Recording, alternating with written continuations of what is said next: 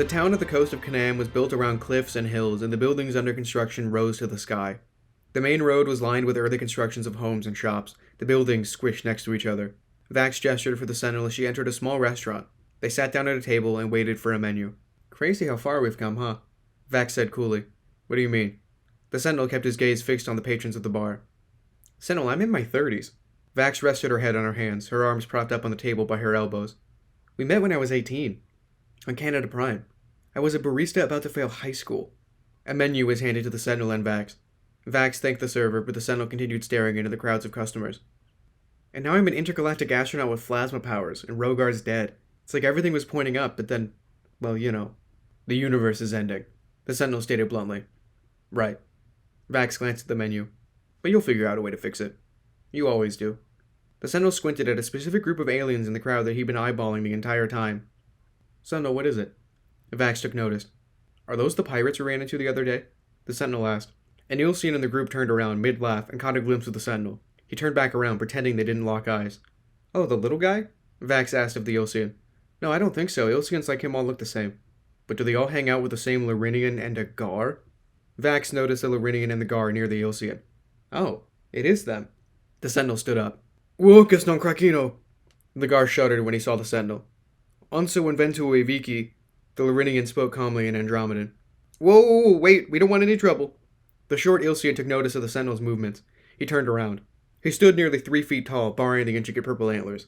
His exoskeleton was a deep red. He closely resembled an ant. He nervously tapped his 6 sharp-pointed hands together. His round, wasp-like face looked away, and his small, ovular black eyes kept their distance from the Sentinel's gaze. Neither do we, Vaxx spoke for the Sentinel. What are a few pirates like you doing here in Omega 5? The Sentinel asked. Shouldn't you be scavenging around Ilsos or something? Oh, we're not pirates anymore, the Ilsean answered. That was a brief stint anyway. We've been commissioned by Vistor as bounty hunters/assassins again. Going back to our roots. The Ilsean snapped his mandibles and raised one of his arms after he spoke cheerfully. I'm Kanto. He proceeded to forcefully shake hands with the Sentinel, grasping his hand with 2 of his due to his lack of fingers. We've got our own official business, bounty hunters for hire. We'll kill anyone if they don't kill us first. It's like my favorite thing to do. You know what they say, if you enjoy what you do, you never work a day and Why are you telling me this? The Sentinel asked. Well, you see, Vistor has charged us with the task of hunting down and killing the elusive Project Ray. Seems like it's a real thorn in your side, what with the, Ganto leaned forward, held up some of his hands to his mandibles, and whispered loudly, Entire universe coming to a swift end and all. Has Vistor been telling people about that? The Sentinel looked back at Vaxx. Who trusted him to be on the board in the first place?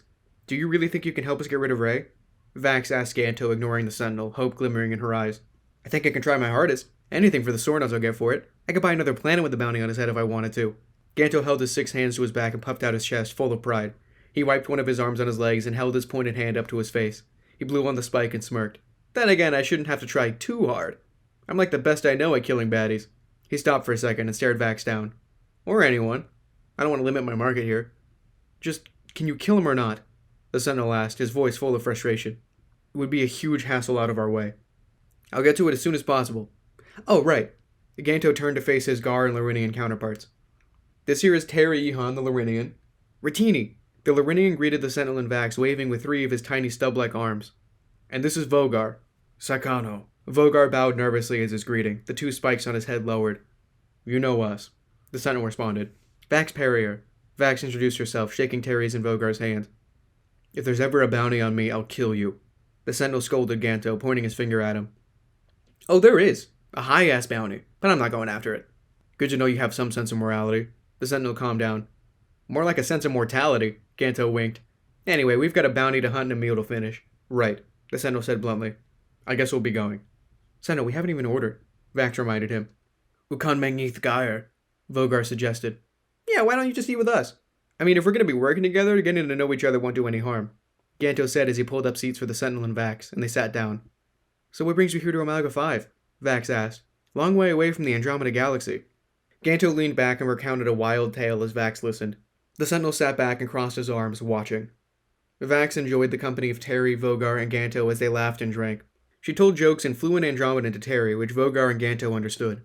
Ganto translated Vogar's stories of grandeur, about how he escaped Rogar's reign, about how he met the other bounty hunters, and how he once disguised himself as a human for 2 years to infiltrate Ilsos' old government, and how that led to him meeting Vistor and a human who he described as a magical girl. He explained that his favorite pastime before his system's planets were moved around was to watch the stars and the planets move across the night sky. He said his favorite planet to admire from afar had to have been Nidus, because of its shining white surface. He explained that he regretted ever joining Rogar's side, but he knew that if he had joined the humans in the war, that Zygar would have killed him for betraying the cause. After Vogar told his story, he cried, something the Sentinel had never seen a guard do before, and Terry and Ganto comforted him.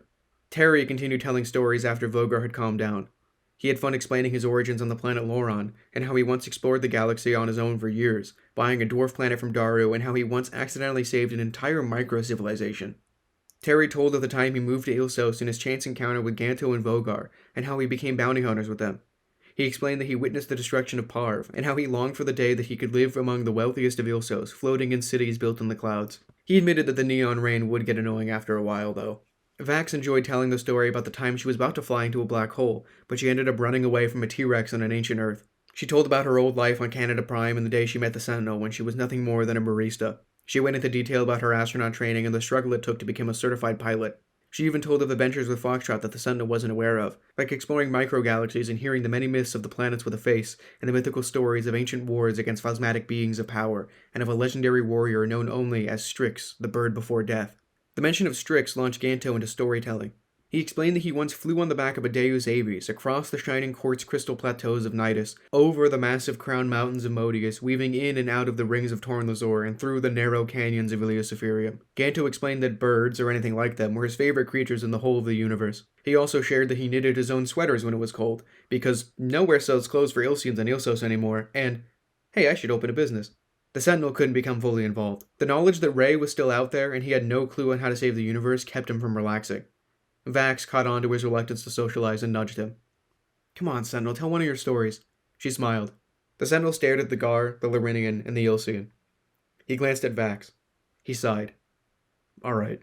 The Sentinel explained his muddled origins, how he used to be an old scientist on Earth and how he became the Sentinel. He told of Rogar, a story which Vogar was deeply engrossed. The Sentinel then told of when he met Daru, before IS-72 became Janistar. Terry was deeply interested. He dealt with Daru before.